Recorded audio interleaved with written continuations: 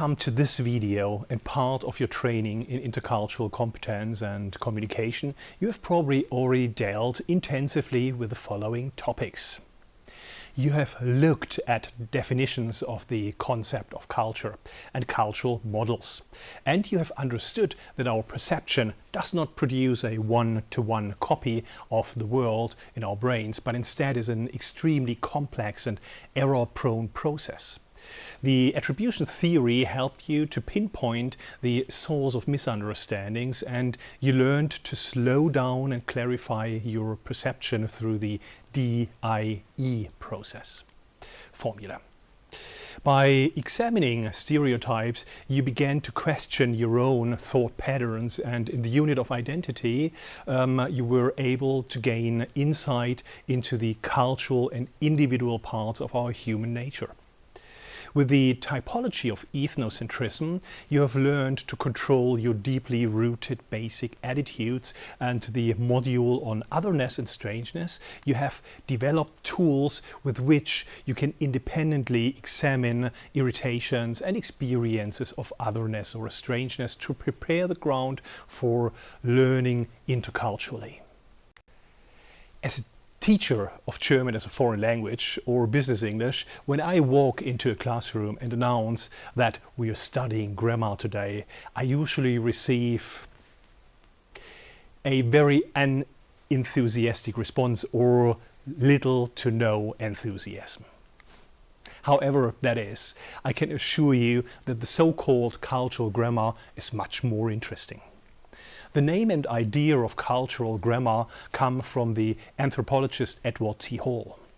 His theory is that learning culture is analogous to learning a language. Children naturally learn the language and culture through the process of enculturation, a process that occurs unconsciously and automatically. If it is now possible to learn a foreign language in addition to your own mother tongue, it should be also possible to learn a culture, and because language learning in the 1950s, at the time Edward T. Hall lived, was largely about learning grammar. He dubbed the concept culture grammar. So Edward T. Hall began to search for the basic ideas behind culture. For this, it is called cultural grammar. This cultural value orientation, as culture grammar is also called, can be seen as an orientation of people's actions towards certain values and basic assumptions. Cultural grammar is intended as a theoretical approach to help us understand and anticipate cultural differences and commonalities, of course. To do this, we work with taxonomies, similar to those that exist in different scientific fields. Here you can see an example where the dimension of styles of communication forms one category of the taxonomy on culture. We will get to know cultural dimensions as well as cultural standards. Average tendencies in cultures are presented as an index on cultural dimensions. Let's take the example of communication styles. On the far left, we find a very expressive communication style.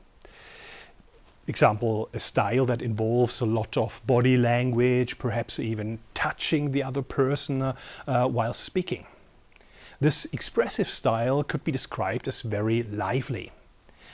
At the other extreme, we find the very reserved communication style, in which sparing body language, no touching, and generally rather restrained communication patterns are common.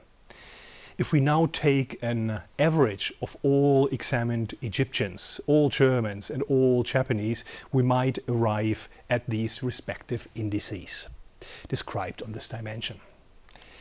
An example, the indice for reservedness for Japanese communication patterns. Of course, individuals do not always conform to averages. Some Germans may speak much more expressively than the average Egyptian. And perhaps there are also Egyptians who have a much more reserved speaking style than the average Japanese. Let me give you an overview of the cultural dimensions of Edward C. Hall, Gert Hofstede and Fons Trompenaars. Gert Hofstede conducted the most extensive empirical research on culture to date in over 130 countries. Fons Trompenaars, the son of a French mother and a Dutch father, which doesn't make him Belgium, he says, was a student of Hofstede. Built on his research and he worked as a manager and as a management consultant. The cultural dimensions highlighted in green are relevant to our course. Low and high context depict how much information is implicitly embedded in a situation, how much information needs to be expressed explicitly in words. The attitude towards time goes beyond the prominent aspect of punctuality to include elements such as simultaneity or short or long-term orientation. The cultural dimension of space refers to interpersonal space as well as to privacy and publicity of certain topics and information, as well as rules in the respective rooms. Individualism and collectivism describe the orientation in societies towards the individual or the group and the resulting consequences for communication and for the behavior of people in these cultures. The dimension of power distance describes the emotional and power relations between boss and employee, between teacher and student, but also between parents and children. Another dimension, that of activity, deals with our tendency to enjoy the moment or to actively work towards a better point in time in the future. The other dimensions are available here for interested course participants. However, the taxonomies of Hall, Hofstede and Trompenaars do not cover all dimensions that have been developed in the field of intercultural research. Finally, perhaps I should mention the dimension of shame versus guilt culture, which was established by Ruth Benedict, but which is, I'd say, highly controversial, of course. Cultural dimensions are not pigeonholes or fixed categories. Cultural dimensions, they allow us to show tendencies on a scale between extreme values. The different cultural dimensions refer to basic dimensions of human behavior and offer us an opportunity to decode a foreign culture, but also to reflect on our own culture. The so-called cultural standards provide another possibility. Before I begin, I would like to mention the criticism on the concept of cultural standards. Some of my colleagues would say that cultural standards are essentially better stereotypes. Cultural standards are determined for national cultures. For Germany, for example, there are 7 cultural standards that define which types of perceiving, thinking, evaluating and feeling are considered normal and binding for a majority of Germans. If you're interested in German cultural standards, you may want to watch the English video on cultural standards of Germany, which can be found on YouTube or linked below this video. Of course, cultural standards have a tolerance range. However, we perceive the behavior of others.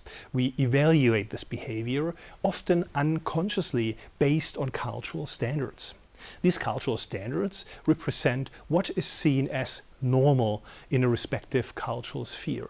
These affect not just our picture of others, we also control our own behavior through cultural standards. We could call cultural standards a kind of cornerstone of the cultural ordering system. The existence of such cultural standards, like cultural influence as a whole, usually only becomes apparent in the event of a critical intercultural interaction. When applying cultural grammar, cultural dimensions and cultural standards, we should consider the following. We only ever discuss the tendencies of a society. These tendencies are not suitable for predicting or assessing the behavior of individuals. The behavior of individuals often deviates from cultural standards rather than conforming to them. Viewing in a taxonomy uses cultural dimensions with extreme values that are easily and very often misunderstood as two separate categories, which is perhaps a consequence of our tendency towards dualistic thinking. Cultural dimensions are not about fixed, contradictory characteristics. On the contrary, cultures are usually both individualistic and collectivistic. It's just that one dimension is more common and more prevalent. Especially when working with cultural standards, there is a risk of stereotyping in the sense of all Americans are individualists or Mexicans are always unpunctual. Cultural grammar should always be applied in a critical manner and should be supplemented with the previously mentioned skills of precise perception, self-distancing and self-reflection, as well as empathy and changing perspectives, all of which we have already worked to develop throughout this course. However, the advantages of cultural grammar outweigh the disadvantages because it also allows us to reflect on our own culture, build a cognitive map of cultural differences and compare between and across cultures. On YouTube, I encourage you to leave your remarks in the comment section and to like and to subscribe. And I look forward to your valued cooperation and feedback on the seminar on the online learning platforms.